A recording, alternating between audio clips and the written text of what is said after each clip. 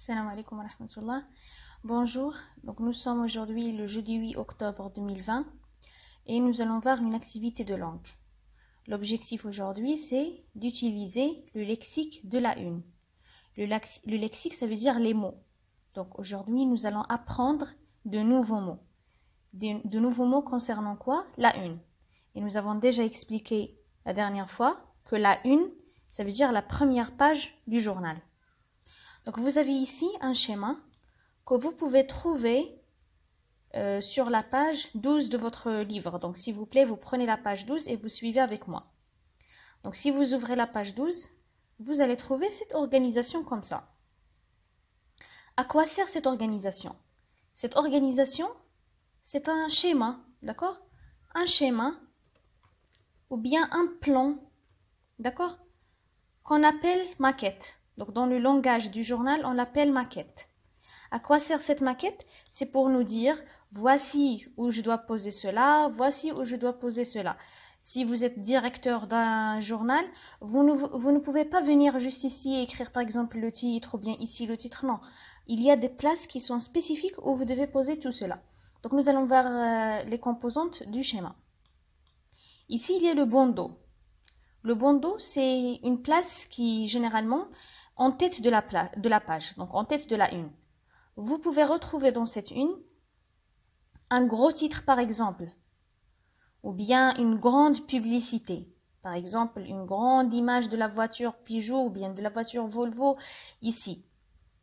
Ou bien vous pouvez trouver un gros titre avec un petit début d'article, juste les premières phrases d'un article pour montrer que cela c'est très important.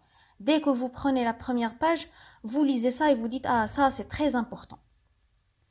Ici, vous avez la manchette. Quand je parle de la manchette, je parle du nom du journal, par exemple Le Matin, Le Soir, Le Monde, Le Parisien, et son prix, sa date, le numéro, le directeur. Donc ça, c'est très important.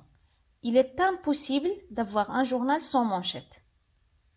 Ici, on les appelle les oreilles. Il y a l'oreille gauche et l'oreille droite. Vous pouvez trouver les deux dans une page quand vous pouvez trouver juste une seule. Ou bien vous pouvez avoir une page sans aucune oreille. Donc ce n'est pas vraiment très important. Ce n'est pas comme la manchette. Donc dans les oreilles, vous allez trouver un titre, ou bien une photo, ou bien de la publicité, encore une fois, une image d'une voiture, ou bien quelque chose qu'on publie, dont on fait la publicité. Ici, vous avez la tribune. La tribune, on y place souvent un gros titre. Vous devez toujours ici trouver un gros titre écrit d'une police, avec une police qui est plus grande que les autres éléments de la une. Vous avez ici la sous-tribune. Qu'est-ce que ça veut dire les sous-tribunes? Les sous-tribunes, ça veut dire un titre avec un début d'article. Vous trouvez toujours ça dans un journal, c'est normal. Un journal, il donne des informations, donc on essaie de donner juste le début. C'est comme si vous voulez dire au lecteur, regardez, on a des informations qui sont très importantes. Vous devez acheter le journal pour lire la suite dans les autres pages. Vous avez ici le ventre. Généralement, d'une manière générale, dans le ventre, on trouve une grande image, généralement. Mais parfois, il y a des journaux où il y a un article. On va voir un exemple de cela. Donc le ventre, comment vous allez savoir ce que c'est le ventre? Il est toujours au milieu. Regardez-moi le schéma, vous avez vu? C'est au milieu. Toujours. Et finalement, nous avons ce qu'on appelle le rez-de-chaussée ou bien le pied de page. Le pied de page, si vous comprenez le pied, ça veut dire quelque chose que nous avons laissé en bas, qui n'est pas vraiment très importante. Ça peut être une publicité ou bien quelques informations. Ici, vous avez le cheval. Le cheval, généralement, il contient ou bien une publicité, ou bien vous pouvez trouver un article qui va être poursuivi dans la page 2. D'accord? Ici, il commence et après, quand vous tournez la page, vous allez retrouver la continuité. Donc maintenant, nous avons parlé des éléments de la une, du lexique. Donc nous avons appris de nouveaux mots comme le bandeau, la manchette, la tribune, la sous-tribune, le ventre, le rez-de-chaussée, le cheval. Donc ces mots, vous devez les apprendre par cœur. Il n'y a aucun moyen de reconnaître ou bien de comprendre si vous n'apprenez pas cela. Donc maintenant, nous allons passer pour voir un exemple. Vous voyez ?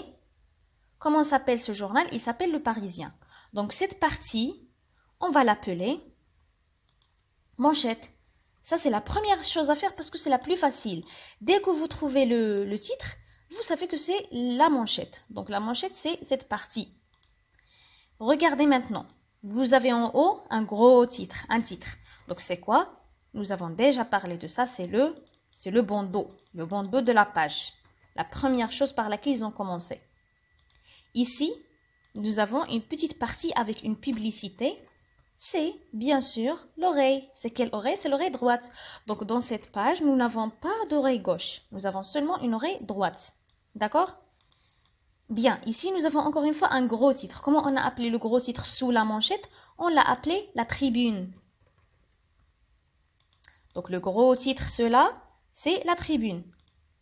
Ici, nous avons quelques éléments, des titres avec la rubrique, avec une petite image qui représente. Donc c'est la sous-tribune. Donc la tribune et la sous-tribune, pardon, elle peut comprendre plusieurs éléments. Ici, nous avons une grande image. Ça, c'est quoi? C'est le ventre.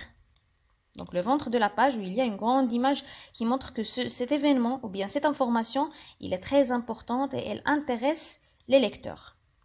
Et finalement, regardez, nous avons ça, une petite publicité qui est le cheval. Voilà. Donc si vous regardez bien ici, il y a des éléments qui manquent. Et cela ne ressemble pas au schéma. Le schéma, il est un petit peu différent, n'est-ce pas? Mais le plus important, c'est d'avoir ces éléments. Ce n'est pas important de trouver la sous-tribune ici dans cette place. Non, je peux ne trouver rien ici et trouver une sous-tribune ici. Comme je peux ne pas trouver un rez-de-chaussée. Je peux avoir une du journal sans oreille, d'accord? Mais par contre, je ne peux pas trouver une du journal ou bien une première page du journal sans manchette. La manchette, c'est très important. Donc, le plus important maintenant, c'est d'apprendre. Donc, d'abord, vous devez apprendre ces mots et ensuite, vous devez faire plein d'exemples. Donc, vous devez vous exercer. Bien sûr, je vais vous envoyer des exercices à travailler. Merci.